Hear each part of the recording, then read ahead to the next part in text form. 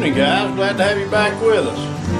Well, we're continuing the project, Project Hydrosport, that is. And we're out here in the building. We didn't have a whole lot of time this evening, so I really didn't want to break out the glass. But what we are doing, we're shaping some bulkheads.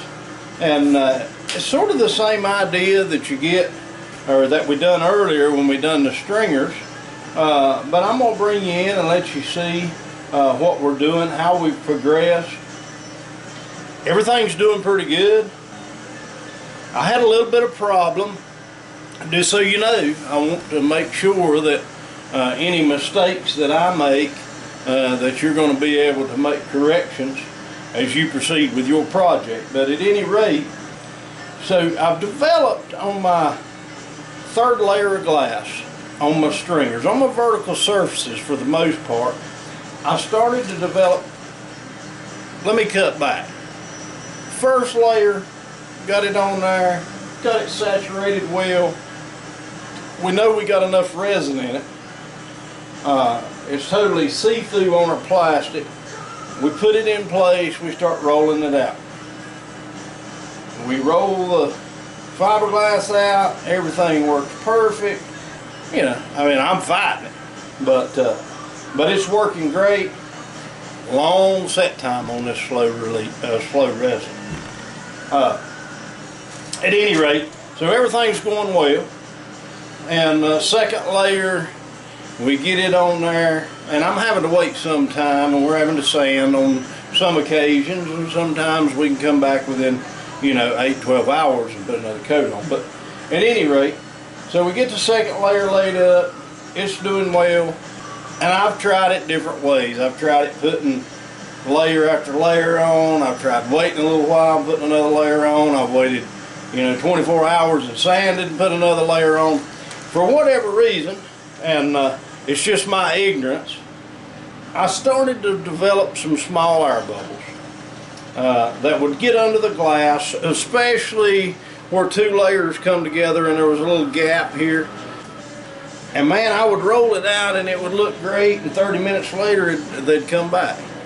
And I'd roll it out and it'd look great, and 30 minutes later they'd come back. Because like I told you, I'm using a slow resin. We kept fighting it, I ended up with a few air pockets here and there. Compared to what it was when I cut it apart, it's a tremendous improvement. I had some glass, like I told you before, that had pockets big enough to where you could stick utensils down. Like the handle on a spoon, you could stick it down. We cut the stringer apart, and one piece of glass and the other piece of glass would be up here, and you could actually stick stuff down between the layers of glass. And it held for, well, since '89, I think, was when this boat was made. So, I'm sweating the bubbles a little bit, but over the whole scope of the project, I don't think they're going to make that much difference. We're putting 3 layers of 1708 over 3/4 Coosa board on these stringers. And I think it's going to be strong. But I'm going to tell you what may have helped me a little bit, and I've been trying to do this. I've been trying to thicken my resin a little bit. We capped the knees yesterday, and we thickened the resin up, and we put it on here. Now, it took forever for me to get it wet on here, on the plastic. But I was patient. And we put that on, and the bubbles that was already there shone through, but we didn't create any new bubbles. So from now on, the rest of the laminations, I'm not going back, I'm not stripping this, we're not tearing all this out, because I think it's bullet strong. I mean, it's, but from now on, I'm going to thicken my resin up. It takes a whole lot more time to wet it out. And if y'all know any tricks, I got on the internet, I'm searching, right? I searched every phrase that I could think of about how epoxy You put it up there, you roll it out, it looks pretty, and then you come back, and especially toward the top, you would have these places where the resin had evacuated out of the epoxy, not entirely, but enough to cause a white spot. And drove me crazy. I'm not going to worry about it. So if you see me coming down the lake and the boat just disintegrates, then you'll know what happened. But what we're working on today, we're working on some knees. We're going to get into, or not some knees, excuse me, we're working on some bulkheads. I'm using 3/4 inch bulkheads, and we're going to cut some bulkheads and get a few bulkheads in. We don't have a whole lot of time, but we're trying to do a little something on the project. So with all that ramble, I appreciate you hanging around. If you're still here, let's cut a bulkhead or two. So you can see here on the other side, I've got one cut. It's just sitting in there. But what I did, I've got a pretty good fit on that one, and that's what I want. What I did, I come in here and I measured my center stringer, and I'm calling it 8.5. Now that's giving me about 1/4 inch to a 1/2 inch higher than I need to be. And then I know my outside stringers are like 4 1/4. So we're like 8.5, 4 1/4. We're going to take those measurements. We know that we're 12 3/4 on this side. So we're going to take those dimensions, and we're going outside to the saw. Alright, so we've got a piece of coos here, and we're going to make some, we're going to do some measurements. I got the factory edge here, and I'm going to use that to benefit me. Like we measured inside, we're going to take our measurement down here and down here. When you come down, draw a line. Well, let me show you. So we took this measurement. You can see, of course, I've got the ruler upside down, but we said that we were right at 12 3/4 between the two stringers. So we're going to make that measurement, and we know that we're 8.5 inches down, and we're going to make that measurement. And we know that we were 4 1/4 down here on the small stringer, the outside stringer. We've got our crusty square, and we'll use that. Might have to use it along with it. Might have to use it along with, now we can see on this side. So we come to the dimension here. We got 4 1/4. We're going to mark it here. We'll take our square, get this out of the way. We're going to get to our 8.5. We're going to get to here. If we're a little big, not a big deal. If we're a little small, you can always fill it with peanut butter, but I like it to be a nice fit. Now I'm going to take this over to the table saw. We'll cut it out, take it back inside. So the first thing I'm going to do is I'm going to set my table saw up to that 12 3/4 mark, right about there. And the way I'm doing mine, I'm going to cut this piece off. We don't want to waste, so we're going to cut this piece off. We're going to cut straight down through here. On the outside edge, we'll have some bulkheads that go from the small stringer to the outside edge of the boat, and they will taper to the outside edge of the boat. That's not original, but it's something that I'm going to put in there. It makes me feel good about the structure.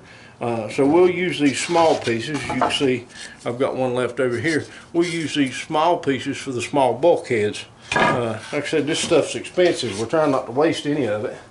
So we got that locked down.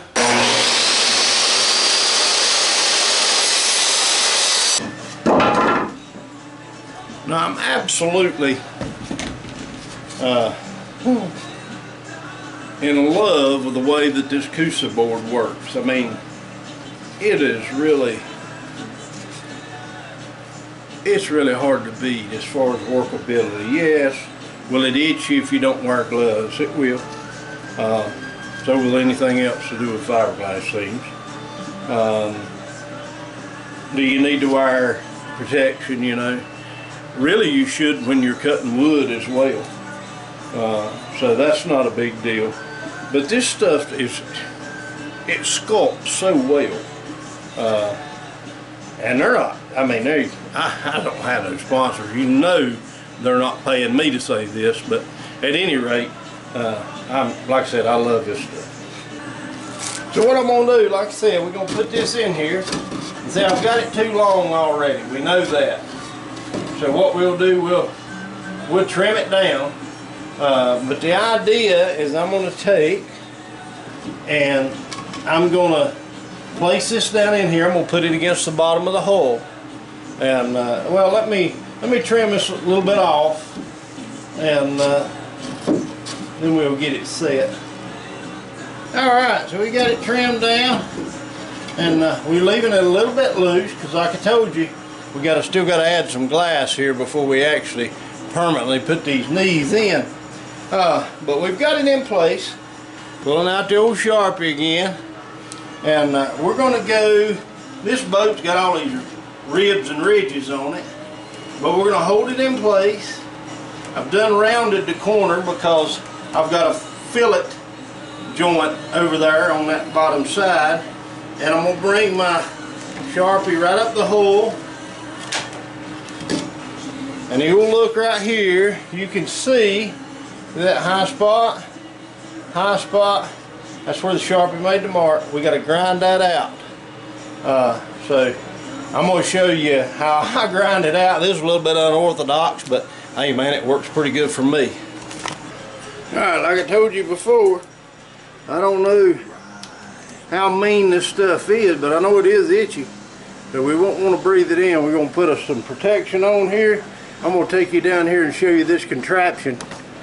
Alright, there it is. I know it's a rig. I would recommend, if you got fire skin, put you some gloves on. This stuff will itch you. Alright, we see our high spots here. I've got the belt sander locked in the vise. We're going to turn it on. Hold your ears. And where our spots are, I know you can't hear me, but we're going to work them out.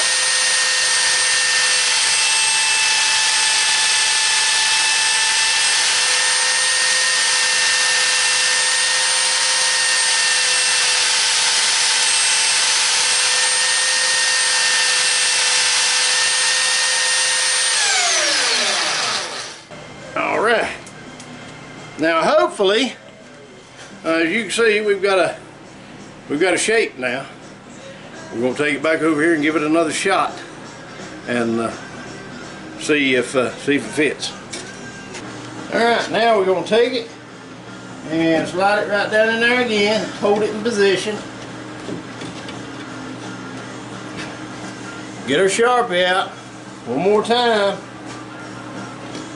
Man, I'm pretty close. You want to put peanut butter on that and glue it in there, I mean, you'd be ready to rock. I mean, there ain't a thing wrong with that, but just for demonstration purposes, we're going to run it one more time. If I can hold it still. Let's see. If you'll look, we're touching here. We got a little heavy here. Sharpie's real small down here. Looks like we need to take out just a little bit more right in this area, and maybe right over here up toward the small stringer. Let me grab that and I'll be right back. Alright, now you see we don't have any line. Don't get carried away, just take away the line. Don't take away no more than that, because then you'll end up with a problem. See, I left this a little bit high when I measured it, so that I have room to grind and reduce, and then if I need to come back and just flatten this out to make it plain with the rest of them, that's fine, but leave you a little extra room on top. Now we'll fit it in there one more time. just for giggles, we're going to come in here and we're going to mark it once again. Alright, you see how our line is following that? All but just right down here at the bottom. We could go with that one more time and grind it down one more time, and then we would be following the bottom of the hull perfectly. So that's what I'm trying to do. That's what we're doing. We're working these bulkheads down. I've got to get all my Coosa cut up, make sure that I ain't missing no parts and pieces, and I'm gonna have a little left over, and I may do something creative with it, but I want to make sure that I got my essential pieces before I start getting any ideas. So we're going to continue to do this. I've got 1, 2, 3, 4, 5, 6, 7, 8, and then I got a cross brace there. I got 8 or so of these to take care of, and I'm going to do that later on in the series. We'll come back in when we got the rest of our glass work done on our stringers, and we'll place these. We'll use some epoxy, fast cure, put them in, bed them in, fillet them, and glass them up real pretty. And when the deck goes on, then that's going to be an air pocket in there that'll never see the light of day. It'll be totally sealed off, and that's going to be my buoyancy. I'm going to have not only I'm going to have some buoyancy boxes in the back, but I'm going to have 4 pockets where originally there was foam and it was sort of sealed, to 4 pockets that are totally airtight. That's going to give this boat some buoyancy. In case we ever was to get some water in it, we've got basically fiberglass and Coosa board balloons in the bottom of the boat that's going to hold it up. So until next time, this is Brian, Cliffside Outfitters. Y'all have a good day.